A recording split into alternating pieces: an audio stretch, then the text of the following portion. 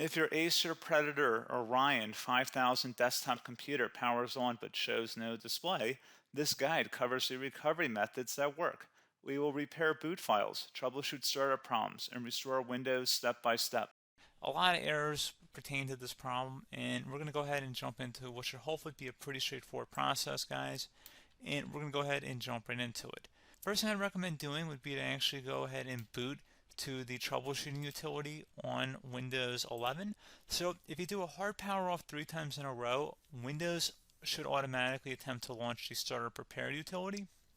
And if it doesn't find anything, it will give you the option to select advanced settings, in which case it will take you to a screen that looks like this. Now, if it does not take you to a screen that looks like this, or you're unable to get to that, you can also download the Windows 10 Media Creation Utility, or Windows 11. They probably will make a creation utility for Windows 11 at some point. And it doesn't really matter, you can actually run the Windows 10 utility on Windows 11 as far as I'm aware. And you should be able to run the troubleshooting utilities built in within it. So you just would go ahead and download it to an ISO file and then burn it to a DVD or USB. It'd have to be about 4 gigabytes or more. It couldn't be a small USB flash drive, and it couldn't be a CD. It'd have to be a DVD. And then you'd boot your computer from it. So depending on the computer manufacturer, you'd have to tap a different key on your keyboard in order to launch that menu, in order to select what boot drive you want to go off of. So it could be anything between the escape key, F2, F8, F12, for example, and those are the function keys on the top of your keyboard. So you may have to just do a little bit of trial and error. Shouldn't take you more than a couple minutes. Googling it would probably be best before you even begin. But anyway, we're ready to go ahead and jump right into it. So we're on the choose an option page. So these will look very similar whether you're booting from it directly within Windows itself, or if you're plugged in a USB flash drive with the media creation utility installed and you selected the recovery option. So when you are setting up your Windows 11 installation or Windows 10, depending on the drive you're using, there should be an option to repair your computer in the bottom left corner of the dialog window, one of the first screens that comes up.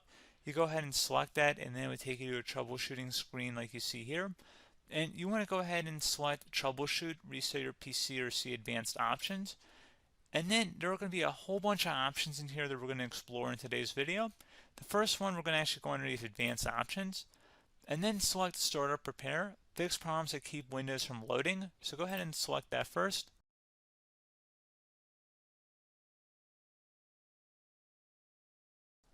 Okay, so you can see it could not repair our PC. That was our first option we could try. Something else, if we go back into advanced options here and then select troubleshoot, we're going to go underneath advanced options again. You can go ahead and actually access safe mode by selecting startup settings.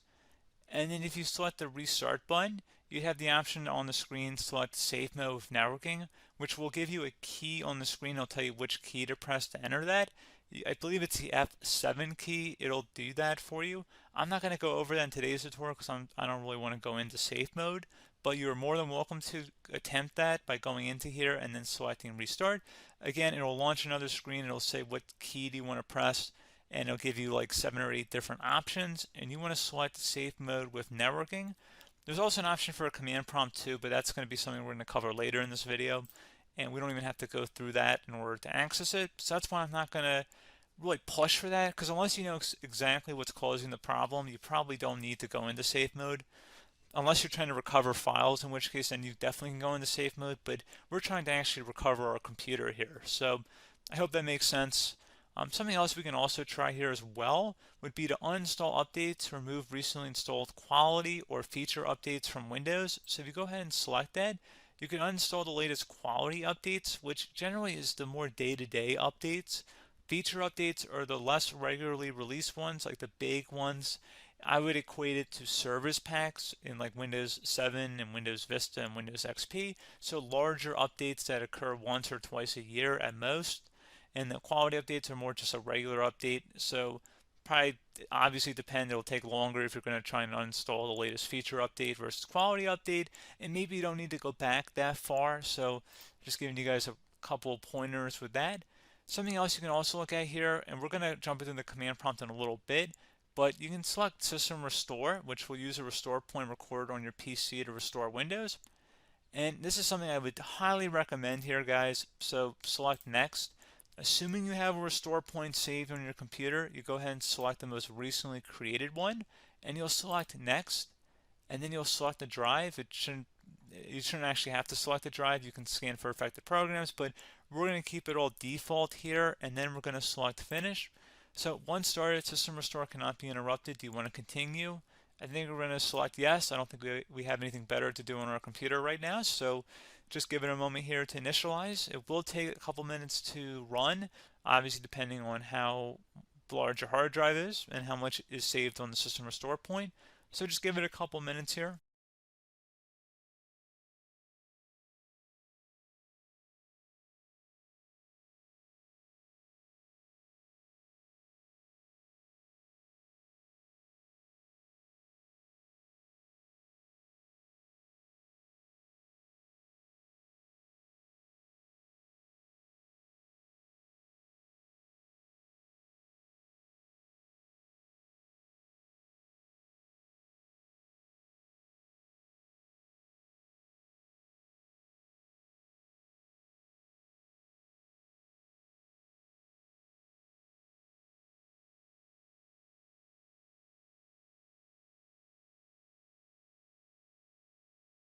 System has been restored successfully. We're going to go over a couple different methods in addition to that if that did not work. So I'm just going to pause the video and we're going to start back on the recovery screen that we started with. Okay, so a couple other things we can try here too. If you go back into troubleshoot, you can select reset your PC, while you choose to keep or remove your personal files and then reinstalls Windows. You can select to keep my files, which will remove apps and settings but keeps your personal files. You can also select remove everything, which will remove all of your personal files, apps, and settings. So this is more of a factory reset, the second option here. First option, it should not delete all of your personal files. However, it will pretty much clear most of your programs, and keep in mind, there's no guarantee that your information, number one, is even still available and easily recoverable on your computer to the point that you actually would be able to recover anything. And the second point is that there's always a chance that it won't actually recover and it will just do a factory reset anyway. So there's no guarantee that actually would keep your files anyway. So I would recommend trying to get a recovery tool and backing that up first before selecting it anyway. But again, those are a couple different options. And then something else you can try here if you go back to the choose an option. Another option, if you go underneath choose an option and select troubleshoot, advanced options, and now select where it says command prompt. Okay, so the first thing we should do is type our main hard drive here. In most cases, it should be the C drive. So you just do a C colon and then hit enter on your keyboard. So once you're underneath the C drive, we're going to type in dir and then hit enter on your keyboard. It should have program files, users, and Windows all in there. That's how you know you're in the right directory.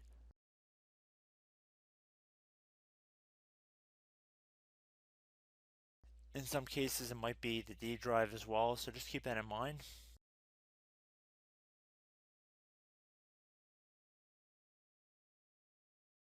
Next thing we're going to do is type in cd space / Windows / system 32 / config, and then you're going to hit enter on your keyboard.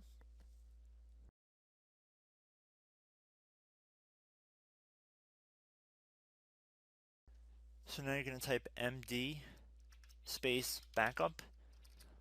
If you've seen other tutorials, it might also say to put down md backup. That's because the backup name is pretty common when you want to back something up. So you can name this whatever you want, doesn't have to be backup. So if you've already made a backup folder in the past, you could do backup 1, for example. So once you're done setting the name you want the backup to be called, hit enter on your keyboard again.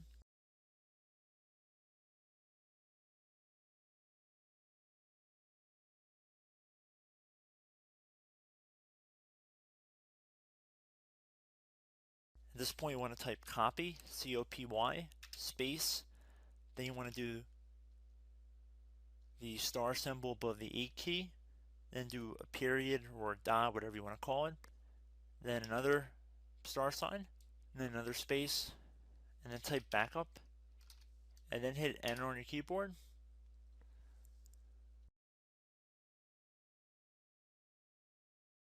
Now you want to type cd reg back, REGBACK, and then hit enter on your keyboard. So now that we are under the reg back, so now you want to type dir again, and then hit enter.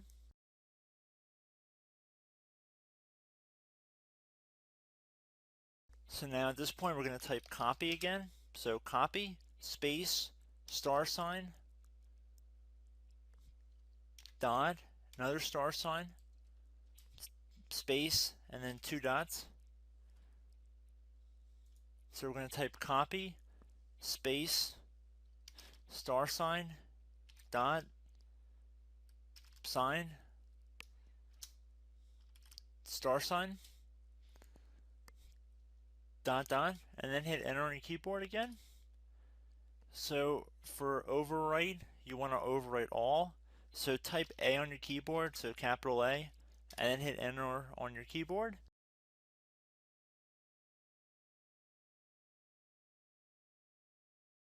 So at this point, you should be good to go. You can close out of the command prompt window, and if you accidentally continue to Windows 10, you should be all set. So I hope one of these 3 or 4 different methods we went through in this tutorial helped you guys out. Again, I'm not sure if you guys heard me earlier, but try to go back into your safe mode if possible and uninstall any programs you know might be conflicting with the Windows startup if you can get into safe mode. So just keep that in mind. Something very simple like that could be blocking up everything. So again, I hope this tutorial helped you guys out, and I will catch you in the next tutorial.